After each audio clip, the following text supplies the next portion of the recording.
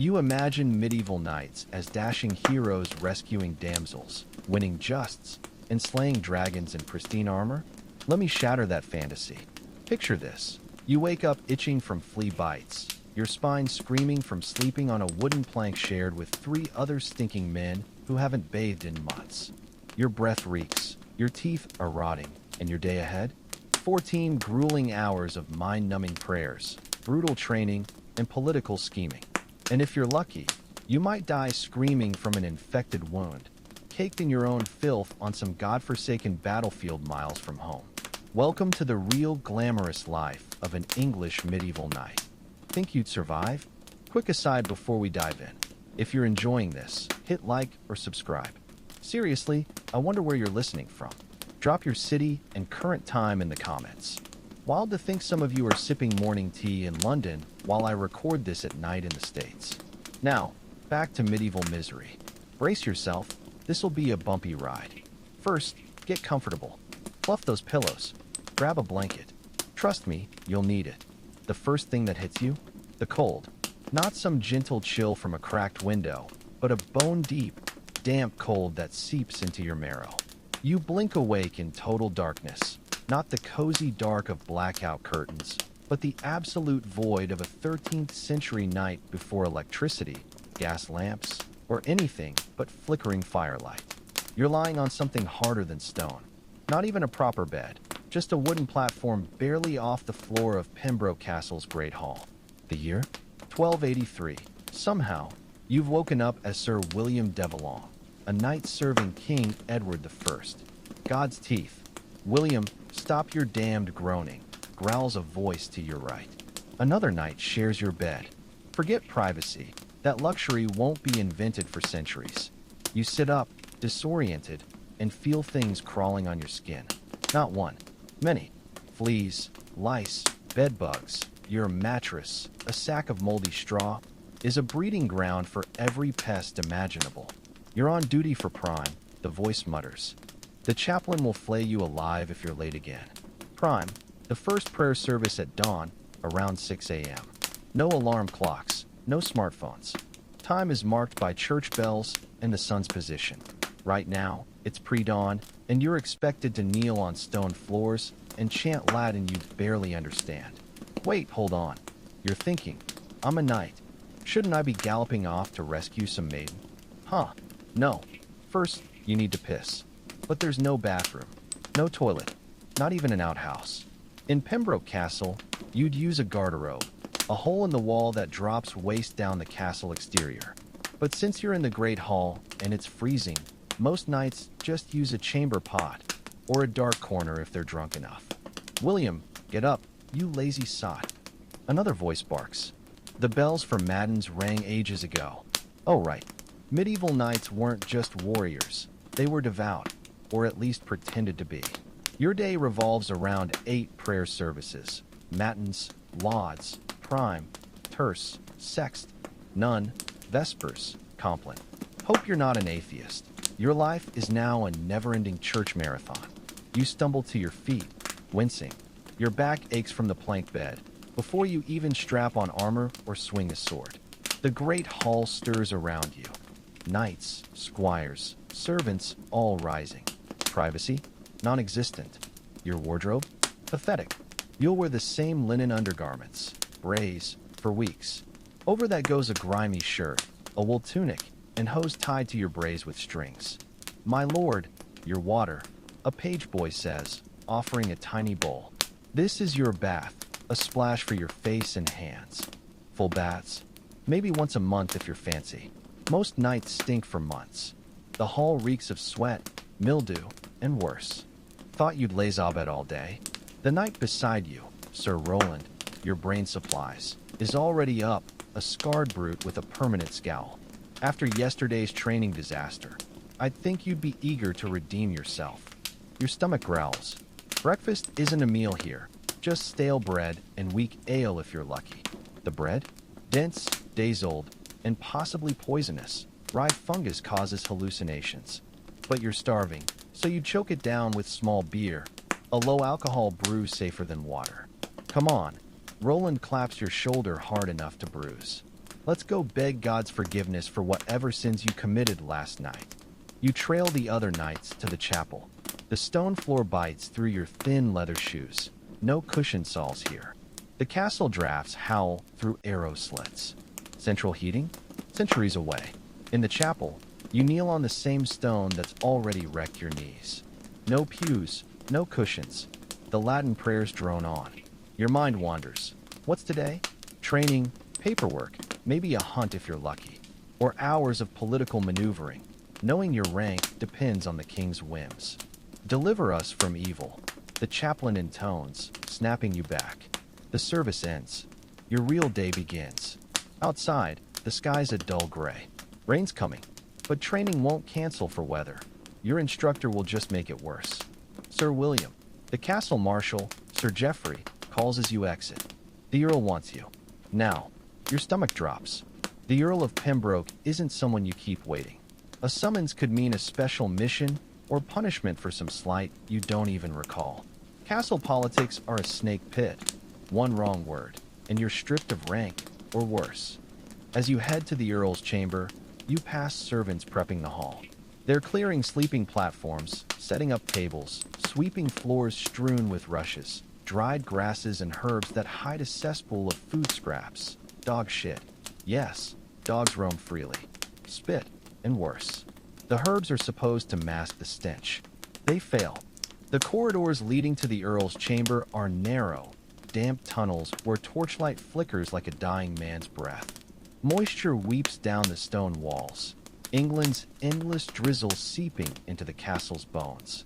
Every step echoes too loud, your worn soles slapping against uneven flagstones. Even in summer, this place reeks of wet wool and mildew with an undertone of something rotting. Sir William, a servant murmurs, swinging open the heavy oak door. The Earl's private chamber is a shock of warmth, relatively speaking. Tapestries smother the walls, their faded threads depicting hunting scenes that seem to mock your empty stomach. A fire gutters in the hearth, fighting a losing battle against the creeping chill. The Earl himself sits at a carved table, fingers steepled over documents. Middle-aged but hard as the castle foundations, his face is a roadmap of old battles. A scar bisecting one eyebrow, nose crooked from some long-ago break. Two other men flank him, a scribe in ink-stained robes and a royal messenger still splattered with mud from hard writing. Sir William. The Earl doesn't look up. Good of you to join us. Us. Your gaze flicks to the strangers. The messenger's cloak bears the royal seal, a coiled dragon stitched in gold thread. Your pulse kicks up a notch. Your lordship. You bow deep enough to strain your already sore back. Protocol is armor here. One misstep, and you're skewered. The king requires more men for Wales. The Earl taps a parchment. No preamble, no niceties. You'll lead 20 men-at-arms to Chester in 3 days. Your gut clenches. Wales. That means weeks in hostile territory, sleeping in mud, watching men die from dysentery as often as Welsh arrows. But refusal? Unthinkable. Of course, my lord. You force your voice steady. I'm honored by His Majesty's trust. The Earl's smile doesn't reach his eyes. See the steward for supplies. I won't have Pembroke's reputation tarnished by ill-prepared troops. Dismissed, you back out of the chamber. 3 days. 3 days to turn farmers into soldiers, to check every sword and saddle, to... Sir, Thomas intercepts you, panting. Lady Eleanor's arrived. Your wife wasn't due for weeks. She must have heard about Wales. The solar, the castle's one halfway decent room for women, is marginally warmer, thanks to a brazier glowing in the corner. Eleanor sits with other ladies, her needle flashing through embroidery. At 30, she's still striking despite the toll of childbirth and medieval life. High cheekbones framed by wispy blonde hairs escaped from her veil. Husband. She sets aside the needlework. No embrace, not with an audience. Just a brush of cold fingers as you kiss her cheek. You're well? You ask, though the dark smudges under her eyes answer for her. Well enough. Her voice is calm, but the embroidery in her lap is mangled, pricked fingers betraying her tension. The roads were passable. Awkward silence. The other ladies pretend not to eavesdrop while hanging on every word. You've heard about Wales, Eleanor says finally. 3 days, they say. Asterisk. The king's command. Her lips press into a bloodless line. What's the point of arguing? The king's word is law, and a knight's duty is to obey.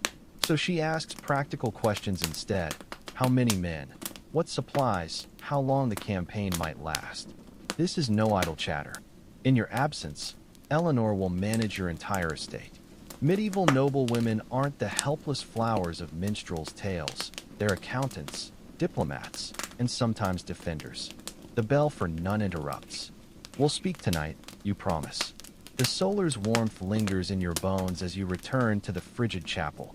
More prayers, more bruised knees, then back to the grim business of war preparations. Afternoon bleeds away in a blur of equipment checks and supply lists. The castle steward, a pinch-faced man who counts every nail, argues over grain sacks. The armorer swears your men's mail needs repairs. By Vespers, your head throbs with logistics. Supper in the Great Hall is a muted affair. Rushlights drown in their own smoke, casting more shadows than illumination. You gulp lukewarm pottage, somewhere between porridge and glue, and ignore the gristle floating in it. Around you, knights murmur about Wales. They say Llywelyn's got mountain demons fighting for him. A pockmarked soldier mutters. Demons, you snort into your ale. Just men who know the terrain better than we ever will. As you rise, Sir Geoffrey catches your arm. The Earl wants to review your troop selections. After Compline, the final prayer service, won't end till full dark. Another late night in an endless string of them.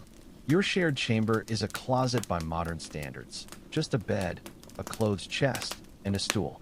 But after the communal hall, it feels like paradise. Eleanor's maid helps her undress, the layers of wool and linen falling away to reveal a body mapped by stretch marks and old scars. Medieval childbirth was its own battlefield. Leave us, you tell the maid. Alone, some of the formality slips. I didn't expect you for weeks, you admit, sitting on the bed's edge. Eleanor's shrug sends candlelight rippling over her collarbones. Rumors travel fast. Nights gathering, supplies stockpiled. You exhale through your nose. I would have sent word.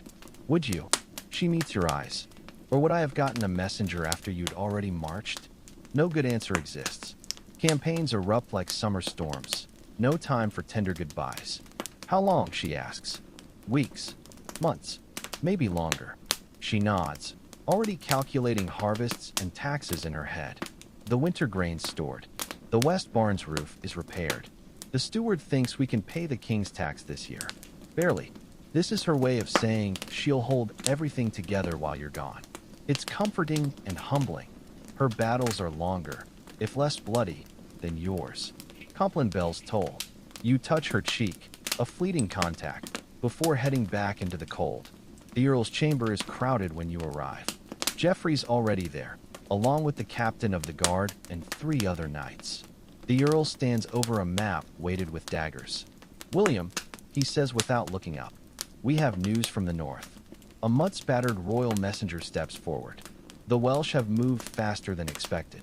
Raids near Oswestry, burned villages, ambushed a supply train bound for Chester. Murmurs ripple through the room. This changes everything. The king commands all forces to muster at Chester within the week. The messenger continues. Any delay risks disaster. The Earl's gaze pins you. You understand what this means? Not 3 days. Tomorrow. Geoffrey speaks first. We'll be ready, my lord. Your men aren't trained. Supplies aren't packed. But none of that matters now. William, your men depart at first light. The Earl decides. Geoffrey's will follow the next day. We can't strip Pembroke entirely. Back in your chamber, Eleanor is already asleep, or pretending to be. You undress in darkness, each movement aching. Tomorrow, you march to war. Dawn arrives without fanfare. Just a grudging light seeping through the narrow window, slits like thin broth. You wake before the matins bell, your body protesting every movement. Eleanor stirs beside you, her breath catching when she sees you already strapping on your sword belt. I'll come to the courtyard, she says, sitting up. The linen sheet slips to reveal the faded scar along her ribs. a childhood bout of plague that nearly took her. No need, you murmur, buckling the belt. It's cold. And early. I'll come.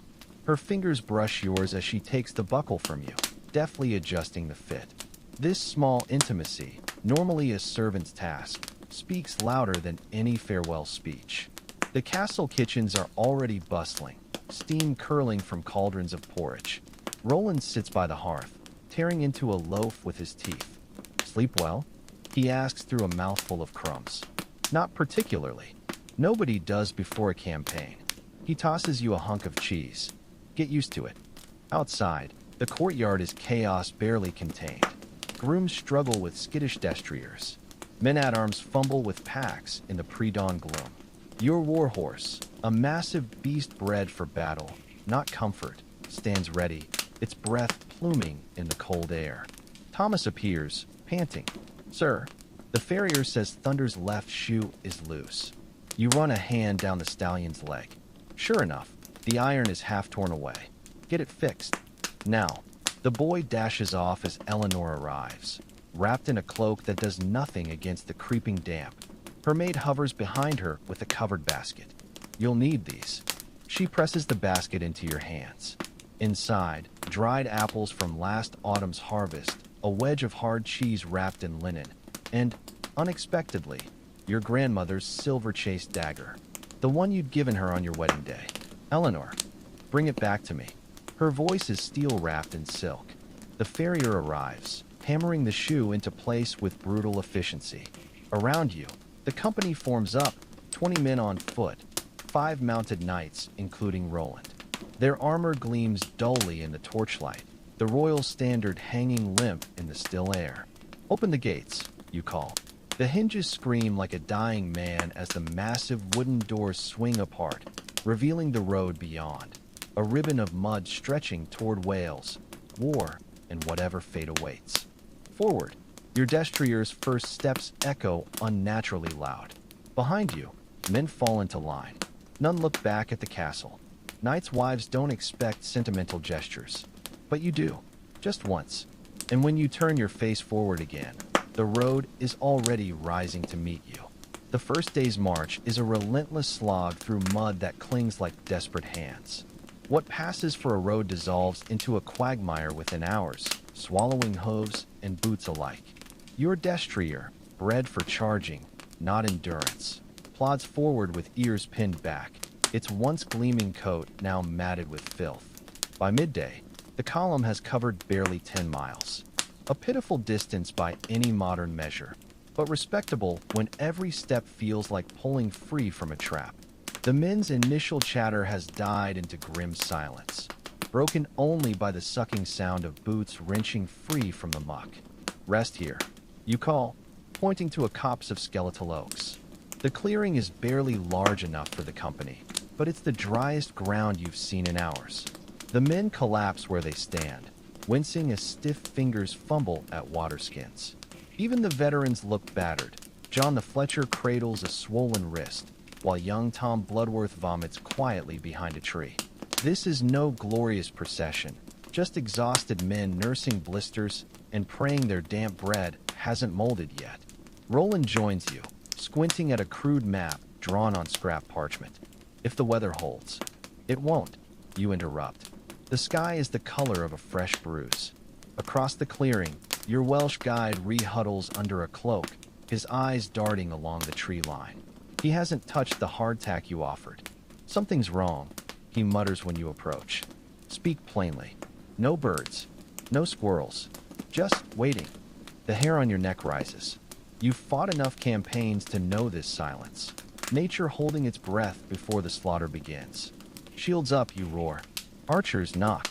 The first arrows come whispering from the trees like deadly rumors. Then the screaming starts. Welsh warriors erupt from the undergrowth, not the organized ranks of proper soldiers, but a howling tide of men in patchwork armor. Their round shields flash as they charge, spears glinting like fangs. Hold the line. Roland bellows, his sword already red. What follows isn't battle, it's butchery in close quarters. Your shield takes an axe blow that sends splinters flying. A spear point skitters off your mail, the impact bruising ribs beneath. There's no artistry here, just the desperate arithmetic of staying alive. Parry, strike, repeat. When it's over, 8 of your men stare sightlessly at the weeping sky. Another dozen groan with wounds that'll fester without proper care. The Welsh have melted back into the forest, leaving behind only their dead, and the certain knowledge they'll be back. Move out, you order hoarsely, before they regroup. As the column forms up, Ree kneels beside a fallen Welshman, turning the corpse's face toward the fading light. The dead man's beard is braided with blue thread, a chieftain's son, perhaps. We've made enemies today, Ree says quietly. You glance at the blood crusting under your nails. We were enemies before dawn. The road ahead is darker now, and not just from the gathering storm. The rain begins in earnest as the column limps toward Cardigan, a cold, needling downpour that turns the road into a churning brown river. Your cloak, once a proud woolen garment, now hangs like a drowned rat's pelt, its saturated fibers adding 20 pounds to your burden. Every chink in your armor has become a conduit for icy water, the mail links grinding against your skin like coarse sand. Cheer up, Roland shouts over the deluge, his usual smirk undimmed by the weather. At least the bloodstains will wash out. He gestures to his surcoat, where dark streaks bloom across the embroidered griffin, some Welshman's final contribution to heraldic art. The gates of Cardigan materialize through the rain like a mirage, their timbered bulk a sudden promise of shelter. The sentry's challenge is barely audible over the storm's roar. Who seeks entry? Sir William Devalong. You bellow back, rainwater streaming off your helmet. With men bound for Chester under royal command. The gates creak open just enough to admit your bedraggled company. Inside, the town smells like a wet dog that's been rolling in sewage, wood smoke and rotting fish with an undercurrent of human waste. The streets are narrow trenches of mud, flanked by leaning timber houses that seem to glare down at the armed intruders. Christ's bones, Roland mutters, wiping rain from his face. And I thought Pembroke stank. You'll miss this stench when we're sleeping in open fields, you reply, noting how the townsfolk eye your weapons with equal parts hope and dread. To them, soldiers mean protection from the Welsh, or another mouth to feed from dwindling stores. The captain of the guard meets you in the marketplace, his polished armor a stark contrast to your rust-spotted gear. The constable offers you lodging in the castle, he announces with the air of a man delivering unwelcome news. Your men may quarter at the sign of the Boar, if they can behave themselves. The inn's common room is thick with the smell of sour ale and unwashed bodies. Your soldiers collapse onto benches with groans of relief, their gear shedding mud and rainwater onto the rushes. You leave them under the sergeant's watchful eye. No drinking, no brawling, no bothering the locals, before following the captain toward the castle. Cardigan's keep is no Pembroke, but its stone walls radiate blessed dryness. In the great hall, servants are already laying out a meal that makes your stomach growl. Fresh bread, fish stew steaming in pewter bowls, even a roast capon glistening with fat. The constable, a grizzled veteran missing 2 fingers on his left hand, greets you with a curt nod. You'll want to hear this, he says, drawing you aside as Roland makes straight for the wine. A royal messenger stands by the hearth, his boots still caked with road mud. The Welsh have struck Oswestry. The messenger reports without preamble, burned 3 villages and ambushed a supply train. The king commands all forces to Chester within the week. The constable's daughter, a girl of about 16 with roses embroidered on her sleeves, gasps. Father, does this mean Llywelyn has demons fighting for him after all? Only the kind that carry torches and steel, you mutter, accepting a cup of wine from a servant. The liquid is shockingly good, spiced and warm, with none of the vinegar aftertaste of campaign fare. As the meal progresses, the constable's questions grow more pointed. How many men can you spare for the garrison? What's the state of your armor? Any crossbowmen among your troops? His daughter keeps stealing glances at your sword, her eyes wide with the morbid fascination of youth confronting its first real warriors. Later, in the privacy of the constable's solar, the truth comes out. Scouts report movement in the mountains, he admits, pouring you a second cup. Not just raiders, hundreds of them, organized. They're herding you towards something. The wine turns to ash in your mouth. An ambush, or worse. The constable traces a finger along the map spread across the table. If Llywelyn has united the clans, you don't need him to finish the thought. A united Wales could field an army capable of smashing your little column to pulp.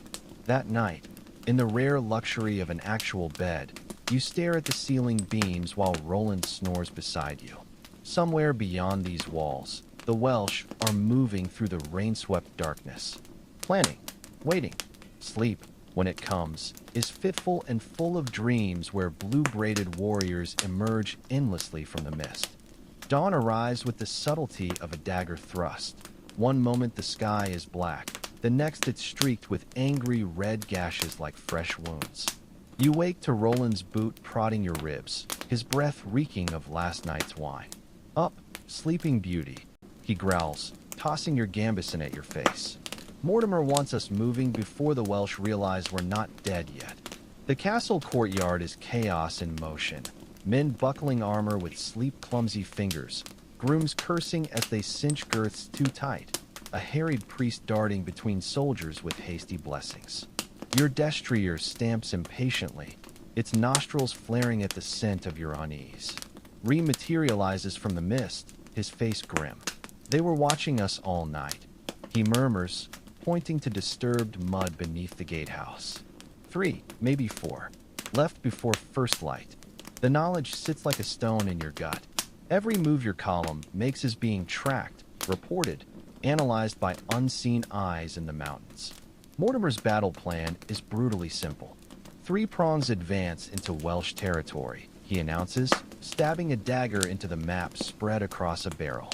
We force them to fight on multiple fronts or retreat into terrain even they can't use. When he assigns you to lead the vanguard, Roland muffles a laugh into his gauntlet.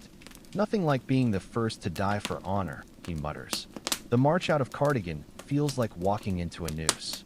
The road climbs steadily, the trees pressing closer with each mile. By noon, the valley narrows to a throat of rock where the river crashes through jagged boulders. Hold. Ree hisses suddenly, his hand flying up. The forest has gone eerily silent. No birdsong, no rustling in the underbrush. Just the river's roar and the creak of leather as men reach for weapons. The first arrow takes young Tom Bloodworth through the throat. What follows isn't battle. It's slaughter in a stone funnel. Welsh warriors pour from the rocks above, their war cries echoing off the cliffs. Spears and arrows rain down as your men scramble for cover that doesn't exist. Shield wall.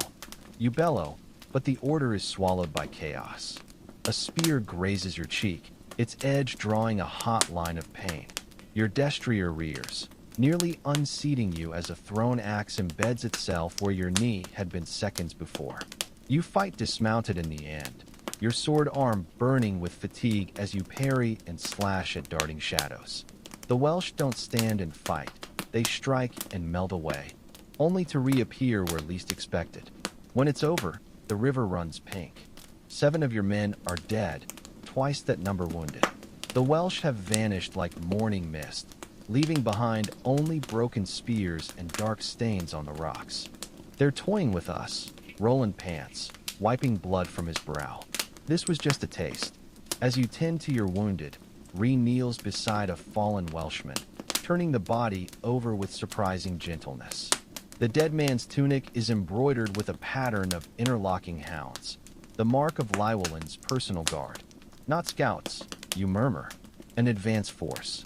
The knowledge settles over the column like a shroud as you press onward.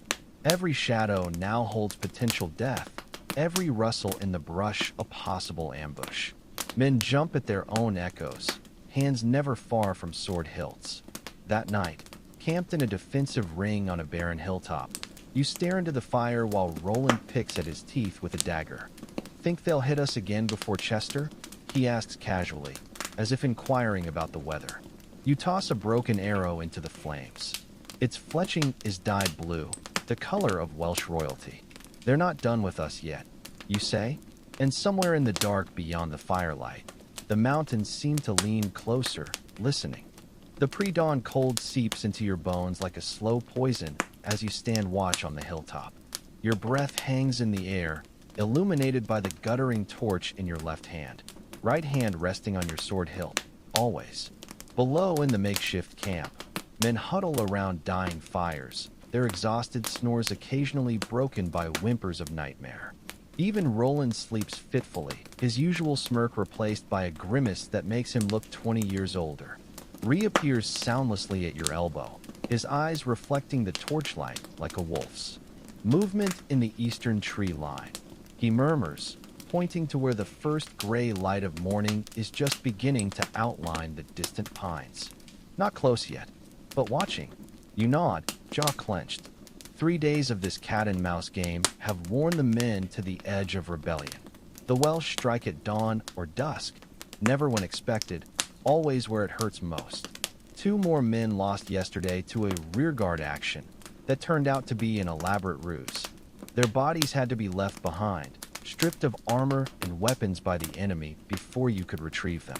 Wake them quietly, you tell Ree. No horns. Pass the word mouth to ear.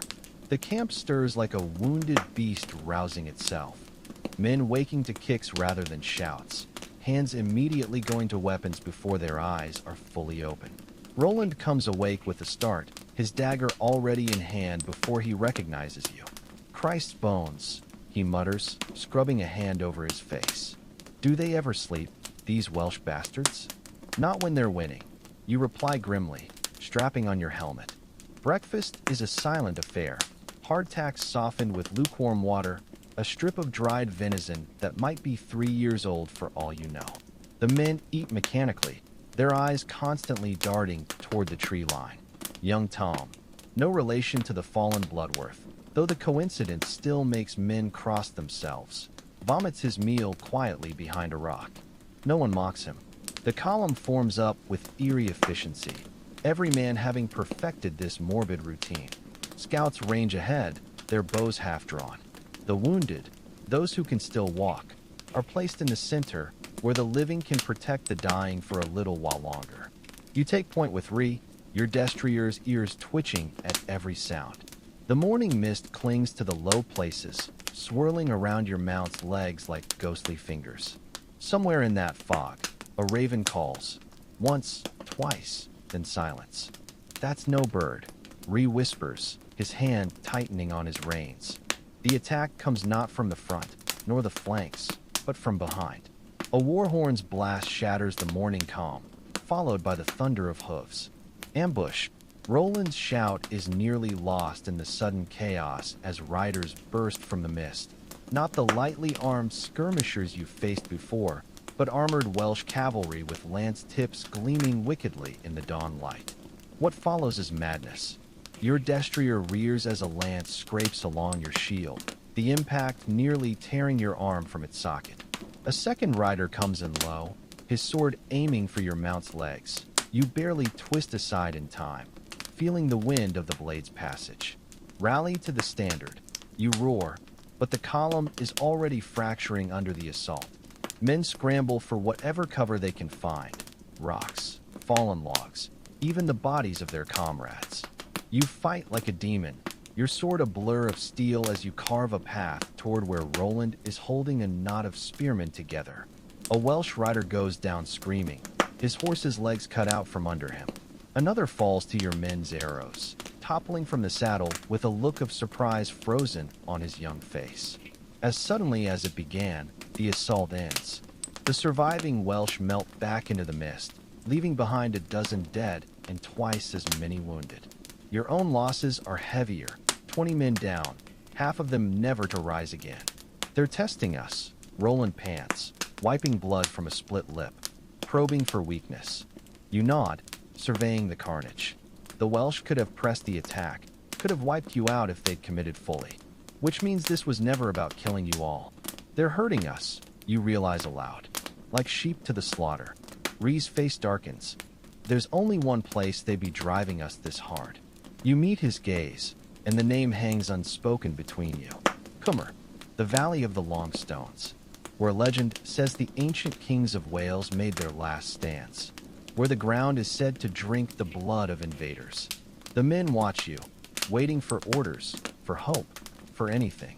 You straighten your battered shield and point westward, toward the rising sun and whatever fate awaits. We march. The sun climbs higher, its pale light doing little to warm the chill clinging to your armor.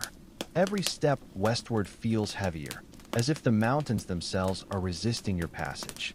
The men move like sleepwalkers, faces hollowed out by exhaustion, eyes darting at every snapped twig or distant bird call.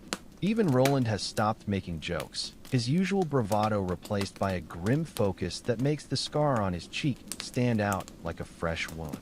Ree rides slightly ahead, his body tense as a drawn bowstring. We're being watched, he murmurs without turning. From the ridge to the north. 3, maybe 4 scouts. You don't bother looking. By now you've learned the futility of trying to spot watchers who know this land like their own skin. Let them watch, you mutter. They'll see nothing but steel. The valley narrows gradually, the rocky slopes pressing in like the jaws of some great beast. Ancient standing stones that the landscape, crude sentinels weathered by centuries of wind and rain. Some lean at drunken angles, others stand straight as spears, their surfaces carved with symbols that make your men cross themselves as they pass. Cummer, Ree says softly, nodding toward the valley ahead. The long stones. The name alone is enough to make your destriers sidestep nervously. Even the horses sense it, the wrongness of this place. The air smells different here, tinged with something metallic beneath the usual scents of earth and pine. You call a halt at the valley's mouth, where a shallow stream cuts across your path. The water runs unnaturally clear, revealing rounded stones beneath, each one worn smooth by centuries of flowing water. Fill water skins. You order, dismounting to let your horse drink. The animal hesitates, nostrils flaring at the stream's scent before thirst overcomes caution. Roland joins you, his boots sinking into the soft bank. Lovely spot for an ambush, he remarks casually, scanning the surrounding cliffs. High ground on 3 sides, only one way in or out. You always know just what to say to lift morale. You deadpan, cupping water to your face. The cold shocks your system awake, washing away some of the grime from days on the road. The scream comes just as you're remounting, a raw, guttural sound that sends birds exploding from the trees. Your sword is halfway drawn before you realize it's not human. A horse. Young Tom's mare is thrashing in the stream, frothing at the mouth, its eyes rolling wildly. The boy struggles to calm it, but the beast collapses suddenly, legs kicking spasmodically as dark blood bubbles from its nostrils. Poison, Ree hisses, dragging Tom away from the convulsing animal. The water's tainted. Panic ripples through the column as men drop their half-filled water skins. Your own stomach clenches. You'd swallowed a mouthful not 2 minutes ago. Quiet. You roar over the growing chaos. Anyone who drank, step forward. Now, 8 men shuffle forward, their faces pale. You watch them like a hawk, waiting for the first signs of illness. But minutes pass, and nothing happens. Ree kneels by the dead horse, sniffing at its muzzle. Not the water, he mutters. The rocks. He points to the stream bed, where certain stones glisten faintly with something that isn't water. They rubbed poison on specific stones where horses would lick them. The sophistication of the trap sends a chill down your spine. This wasn't some hasty ambush. It was planned, carefully and deliberately. Mount up. You order, voice tight. We're not stopping again until nightfall. As the column reforms, Roland falls in beside you. Clever bastards, he admits grudgingly. But why poison one horse when they could have? The horn blast cuts him off. A deep, resonant note that seems to come from all directions at once. Then another, and another, until the very air vibrates with the sound. From the cliffs above, figures emerge. Dozens. Hundreds. Their armor glints dully in the sunlight, round shields painted with snarling animal faces. Spear points form a deadly thicket as they begin their descent, moving with the slow inevitability of an avalanche. At their head rides a figure taller than the rest, his cloak a splash of crimson against the gray stone. Even at this distance, you can see the antlered helm marking him as no ordinary warrior. Llywelyn rebreathes, his voice equal parts awe and terror. The Welsh prince raises a hand, and the horns fall silent. In the sudden quiet, his voice carries clearly across the valley. English dogs, you stand on sacred ground. Kneel, and you may yet leave with your lives. Every eye turns to you. The weight of command presses down like a physical thing. Ahead, certain death. Behind, the long retreat through hostile land, with winter coming on. You draw your sword, the steel whispering from its scabbard. We stand, you say, and the words feel like stones in your mouth. The moment stretches like a drawn bowstring, silent, trembling with potential violence. Llywelyn's antlered helm tilts slightly as he studies your drawn sword. A gust of wind carries the scent of pine and damp earth between your forces, along with something darker, the metallic tang of blood yet to be spilled. Your men form a ragged semicircle at your back, shields overlapping like scales on some great beast. Roland takes position at your right shoulder, his breathing steady despite the white-knuckled grip on his sword. Rhys edges left, his Welsh heritage suddenly making him an outsider among both armies. Last chance English. Llywelyn's voice carries the musical lilt of the high valleys, but there's steel beneath it. Lay down your arms, and I'll grant safe passage to the border. A murmur runs through your ranks. Safe passage. The words taste like honeyed poison. You've heard enough Welsh ballads to know how such offers usually end, with English throats cut in some remote mountain pass. Roland spits into the dirt. He's stalling, waiting for more men to arrive. You nod, eyes scanning the cliffs. More figures emerge by the heartbeat. Archers taking position along the ridges, their bows half drawn. The math is simple. Charge uphill into certain death, or stand and be picked apart by arrows. Then the miracle happens. A new horn blast shatters the stalemate, deeper, more resonant than the Welsh calls. From the eastern mouth of the valley, a column of riders emerges beneath the crimson and gold banner of King Edward. Mortimer. Roland whoops as the fresh troops deploy with parade ground precision. Crossbowmen scurry forward, their weapons cranked and ready. A dozen knights in full plate take up positions between the archers, their poleaxes gleaming. Llywelyn's horse dances sideways, sensing its rider's sudden tension. The Welsh prince raises a gauntlet fist, not in attack, but restraint. His warriors freeze mid-step, disciplined beyond your expectations.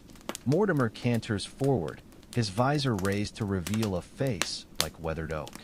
Prince Llywelyn, he calls, the formal address carrying an edge of mockery. How kind of you to gather your rebels in one place. Saves us the trouble of hunting them down.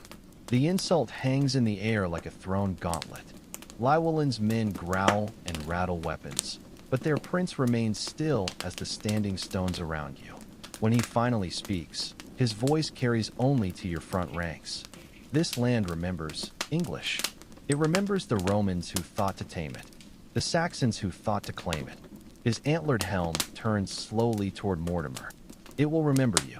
With a sharp gesture, the Welsh begin melting back into the rocks, not fleeing, but withdrawing with deliberate precision. Archers cover their retreat, arrows nocked but undrawn. Within minutes, only echoes remain where hundreds had stood. Mortimer watches them go, his expression unreadable. Let them run, he says at last. We've bigger quarries to hunt. As the column reforms, you notice the fresh scars on Mortimer's armor, the bloody bandage peeking from beneath his gorget. Whatever brought him here, it wasn't an easy journey. Sir William, he says, turning that flinty gaze on you. Your men look like hell. Roland barks a laugh. You should see the other fellows. Mortimer's lips twitch, but his eyes remain cold. We march for Aberystwyth at dawn. The king wants Llywelyn's head on a pike before winter. As the orders are relayed, you catch Rhys staring at the retreating Welsh, his face a mask of conflicting loyalties. When he notices your gaze, he mutters, "This isn't over. The mountains have longer memories than kings." Night falls like a dropped portcullis, the sudden mountain darkness swallowing the valley whole. Around the campfires, Men compare wounds and count the dead. The lucky ones sleep. The rest stare into the flames, seeing ghosts in the embers. You sit apart, sharpening your sword with methodical strokes. The whetstone's whisper is the only prayer you know tonight. Somewhere in the dark beyond the firelight, a wolf howls, or maybe it's just the wind through the standing stones. Dawn arrives not with golden light, but with a sodden grayness that clings to the mountains like a second skin. You wake to rain drumming on your tent canvas, the sound so insistent it takes a moment to recognize the other noise, the distant, rhythmic clang of a blacksmith's hammer somewhere in camp. The air smells of wet wool and the faint metallic tang of armor beginning to rust.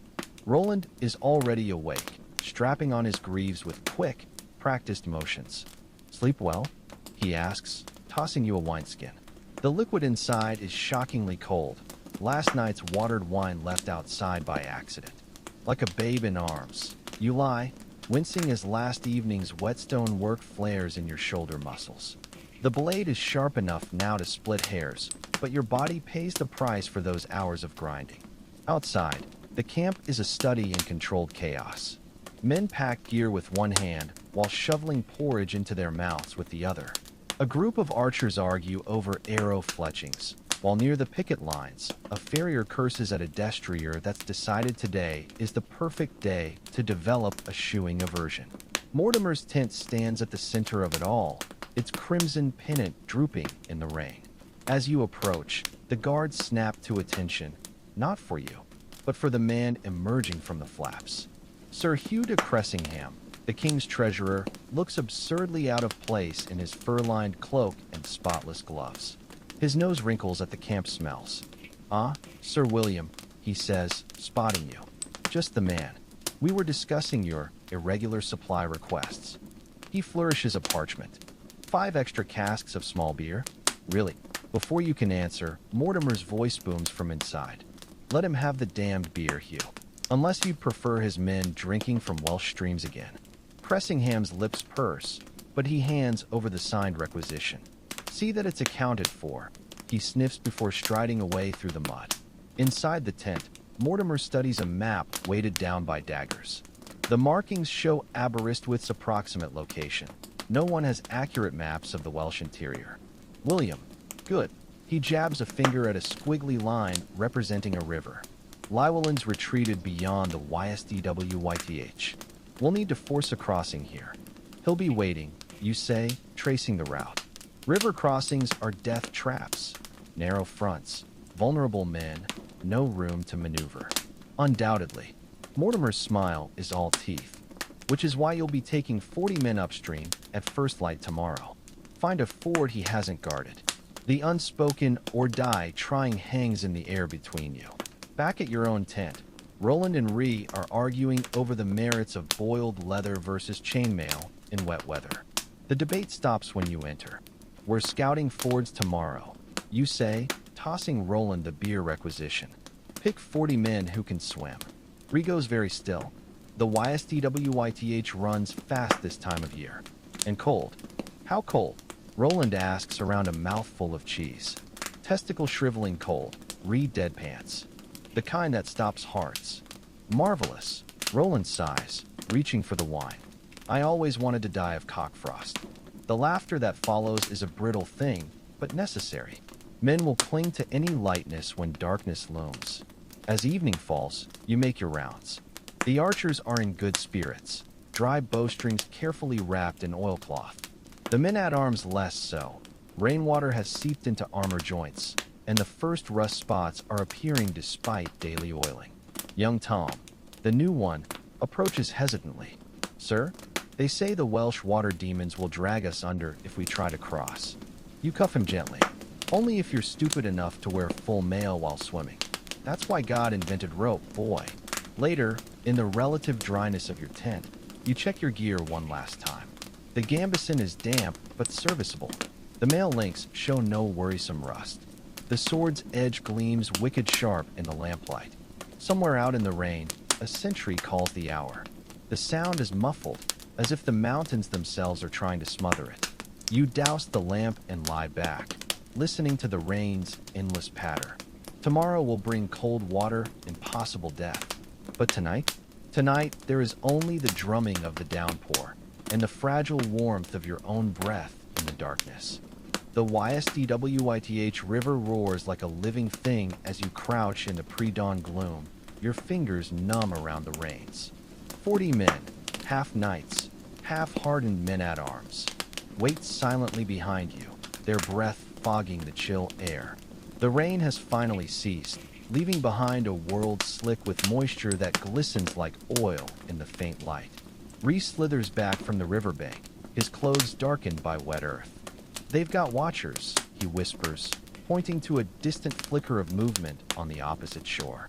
2 sentries by the big oak, more in the trees beyond. Roland squints through the mist. "Can we go around?" "Not without adding 2 days' march," you mutter, uncoiling the rope at your belt. The plan is simple. A small group crosses first, secures the far bank, then guides the rest over. The reality will be anything but. You strip down to braise and gambeson, your skin prickling in the cold. The others follow suit, though young Tom hesitates at removing his mail shirt until Roland cuffs him. "Want to sink like a stone, boy?" The river's edge bites with a cold so intense it feels like burning. Your toes curl in the silt as you wade in, the current already tugging at your knees. The rope around your waist plays out behind you, secured to the sturdiest oak on this side. "Christ's bones," Roland hisses as the water reaches his thighs. His face has gone the color of old parchment. Then the real test begins, the crossing itself. The riverbed drops away suddenly, forcing you into a swimming stroke. The cold punches the air from your lungs, 1,000 icy needles driving into flesh. The current tries to twist you sideways, the rope your only tether to sanity. Halfway across, your muscles already scream for respite. The opposite bank seems to recede rather than approach, some cruel trick of the exhausted mind. Behind you, a gasp and splash, someone's lost their grip. You don't look back. Can't afford to. When your knees finally scrape gravel on the far side, you lie gasping like a landed fish, fingers clawed into the earth. The others haul themselves up beside you, faces blue-tinged and shuddering. Tom vomits river water between coughs. No time to recover. The sentries. You motion the men into positions. 5 archers knock arrows, aiming for where Reet indicated the watchers stood.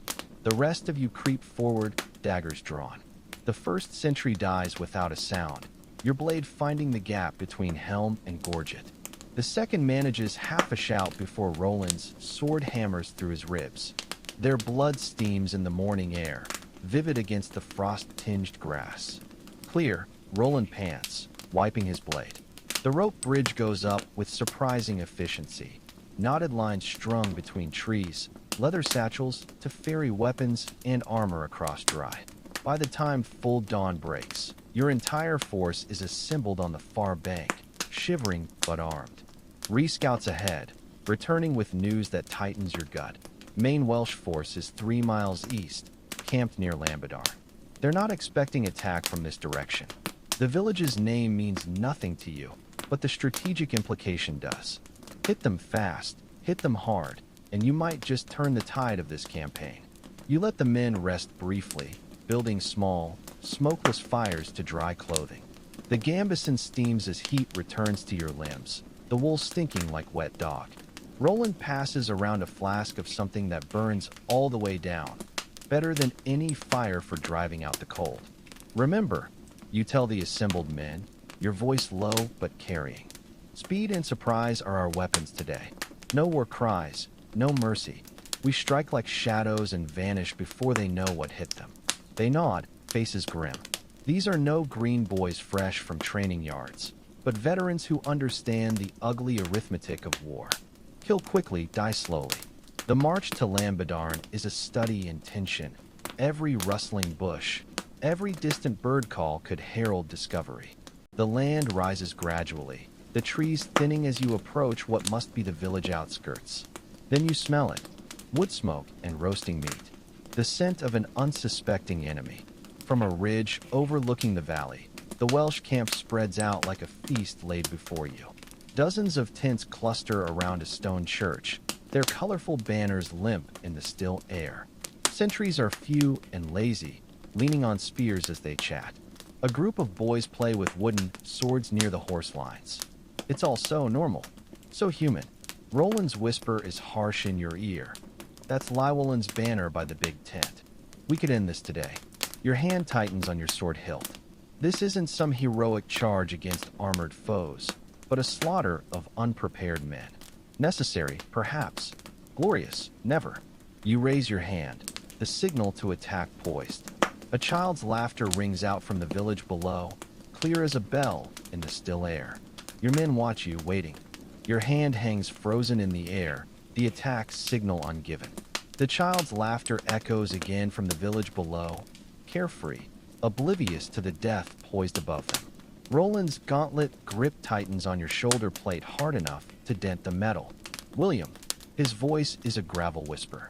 That's Llywelyn's personal banner. One charge, and this war could be over by nightfall. Across the camp, women move between cook fires. An old man repairs a fishing net in the dappled sunlight. The scene is so disarmingly peaceful it makes your sword arm tremble with indecision. Rematerializes at your left flank, his face streaked with mud and something darker. Scouts are dead, he murmurs. But more patrol these woods. We have minutes at best. The choice crystallizes with brutal clarity. Slaughter sleeping warriors and non-combatants alike, or retreat and face them in open battle later. Your mouth tastes of copper and river water as you weigh honor against pragmatism. New orders, you rasp. Roland, take 20 men east. Burn their supply wagons by the church. The rest of us hit the armory tents. No engagement, just sabotage and retreat. Roland's eyes gleam with approval. A scalpel instead of a hammer. I like it. The men move like shadows through the thinning trees. Below, a sentry finally spots movement. His shout of alarm comes half a heartbeat too late. Roland's group is already among the supply wagons, torches flickering to life. Your own target is the cluster of tents near Llywelyn's banner, where Rhys says the weapons are stored. The first Welsh warrior to intercept you dies with your dagger in his throat, his surprised gasp warm against your cheek. Then chaos erupts in earnest. The armory tent smells of oil and iron. You slash at stacked spears' hafts, topple racks of swords, dump quivers of arrows into the mud. Around you, men follow suit, blunting weapons, cutting bowstrings, ruining anything that might be used against you tomorrow. Out. Out now. You roar as the first organized resistance appears. A dozen Welsh warriors sprinting from the main camp, shields locked. The retreat becomes its own kind of nightmare. Arrows whisper past as you crash back through the undergrowth. Someone screams, Tom, maybe, but there's no time to stop. The Welsh horns are sounding now, their calls rising in frantic waves. You regroup at the river crossing, panting. Roland's men arrive last, their cloaks singed from the fires they set. Llywelyn, you demand. Roland shakes his head. Never saw him. But his supplies are ash, and his men will be fighting with splintered spears come morning. The cost becomes clear as you count heads, 3 missing. Young Tom among them. Rhys studies the smoke rising beyond the trees. They'll hunt us now like wounded stags. The river seems wider on the return crossing, the current stronger. Your muscles burn with exhaustion, but the image of that laughing child drives you forward. Perhaps today you chose something besides butchery. Perhaps it will matter. As you drag yourself onto the far bank, Mortimer's scouts are already waiting. Sir William, the main force is moving up. You're to join the vanguard for the assault at dawn. You nod, too weary to speak. Dawn will bring bloodshed enough.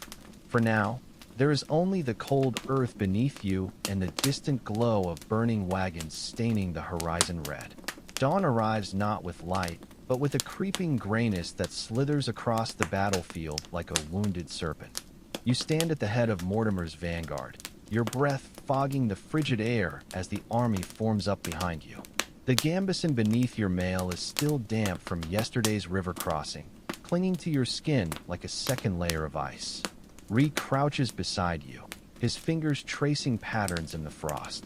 They've fortified the bridge, he murmurs, pointing to where the Welsh have erected a barricade of felled trees across the stone span.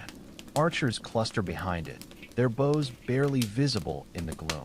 Mortimer rides down the line, his warhorse's hooves crunching on frozen grass. William, take your men and the Gascon crossbows.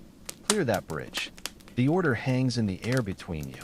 Clearing a fortified position isn't battle. It's butchery in slow motion. But the main army can't advance until that choke point is taken. You select 30 men, the ones with the most scars and fewest words. Roland falls in beside you, his usual smirk replaced by a grim focus. The Gascons follow, winding their steel crossbows with practiced efficiency. Shields high and move fast, you tell the men. Once we're on that bridge, there's no retreating. The first volley comes sooner than expected. Welsh arrows arc high, then plummet like deadly rain. Your shield shudders under the impact, two shafts punching through the wood to quiver inches from your face. Behind you, a man goes down gurgling, a feathered shaft protruding from his neck.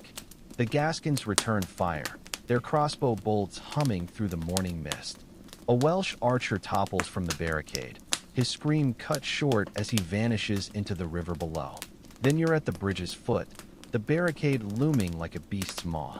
The Welsh have greased the stones. Your boots slip treacherously as you lead the charge upward. A spear thrusts through the logs, grazing your thigh. You hack at the shaft, your sword sending splinters flying. Now, Roland bellows, and the men surge forward as one. Shields crash against timber, the entire barricade shuddering. For a heartbeat, the world narrows to the few square feet of chaos around you.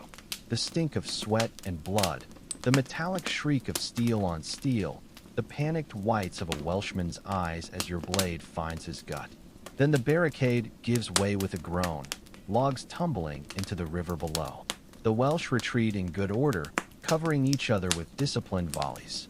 But the bridge is yours. Mortimer's horn sounds the advance. The entire English army begins flowing across the stone span like a steel tide. You lean against the bridge's parapet, suddenly aware of the arrow still embedded in your shield, the shallow gash on your thigh, the way your hands won't stop shaking. Roland presses a wineskin into your grip. To young Tom, he says quietly, you drink deeply, the cheap wine burning away the taste of blood.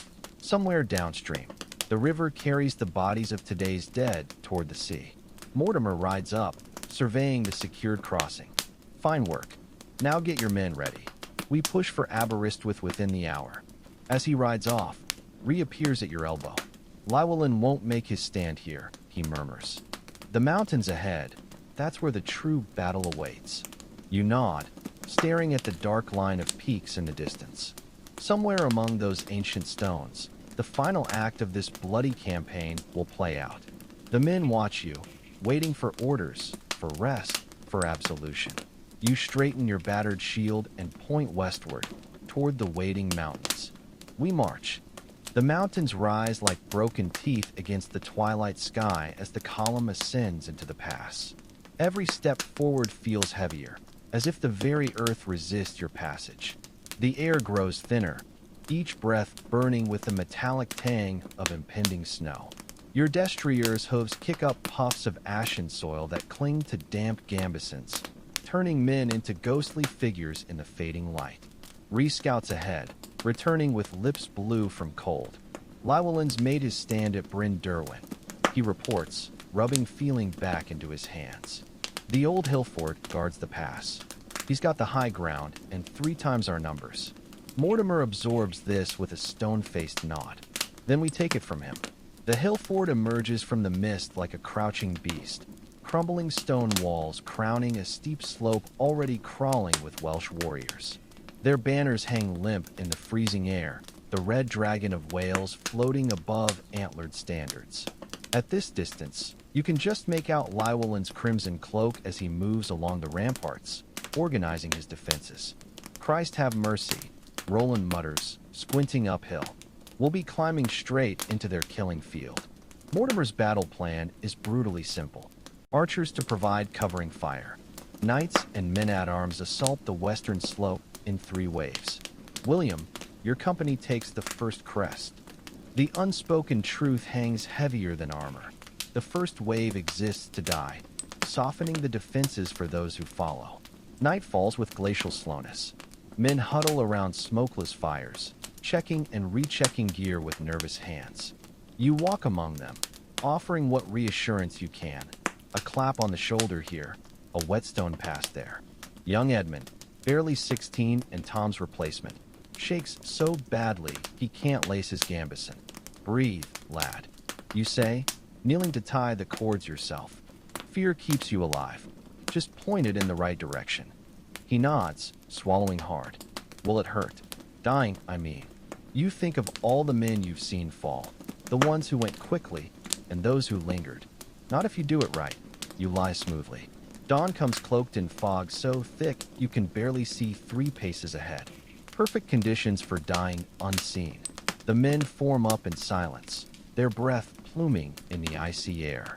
No speeches today, just the grim understanding that some won't see sunset. The first arrows arc overhead as you start the climb, their feathers whispering through the mist. Welsh replies come seconds later, invisible until they're suddenly upon you. A man to your left grunts and tumbles backward, an arrow through his eye. The slope is treacherously slick with frost and loose shale. Halfway up, the fog parts like a curtain, revealing the hill fort's walls looming above. Welsh warriors line the ramparts, their spears bristling like a porcupine's spines. Shields. You roar as a hail of stones and javelins comes crashing down. Your shield shudders under the impacts, the wood splintering near the boss. Around you, men scream and fall, their bodies tumbling down the slope to trip those behind. Then you're at the wall itself, not high as castle fortifications, but steep enough to need grappling hooks. The first man up dies with a Welsh spear in his gut, his scream cut short as he falls onto the men below. Me next, Roland growls, snatching the hook. He scales the wall like an angry bear, his sword flashing as he disappears over the top. A moment of terrible silence, then the clash of steel and a Welshman toppling backward with Roland's dagger in his throat. That's your cue. You lead the next wave up the ropes, your muscles screaming with effort. A spear thrusts down at you.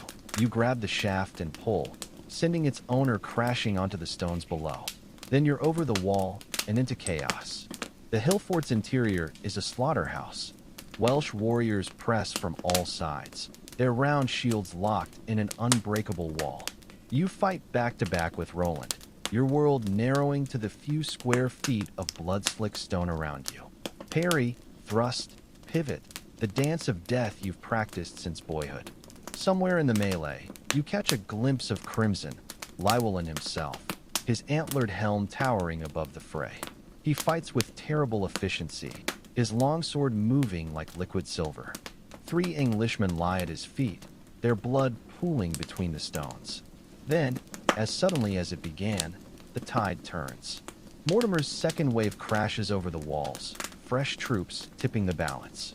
The Welsh begin falling back toward the eastern gate, their retreat covered by Llywelyn's personal guard. After them, Roland bellows, but you grab his arm. Let them go. You pant, leaning on your sword. The hill fort is yours. That's what matters. Around you, men collapse where they stand, too exhausted to even loot the dead. As the sun climbs higher, burning away the mist, the full cost becomes clear. The stones run red with blood, Welsh and English alike. Your company is halved, the survivors battered beyond recognition. Roland sports a gash across his forehead that will leave yet another scar. Reef finds you sitting against the wall, cleaning your sword with numb fingers. Llywelyn escaped, he reports. But his army's broken. The war is over. You nod, too weary to celebrate. Somewhere down the mountain, the river still carries yesterday's dead toward the sea. Tomorrow will bring orders, honors, perhaps even land grants. But today? Today you're just a man sitting in the ruins of a hill fort, watching the crows circle overhead and wondering if any of it was worth the price.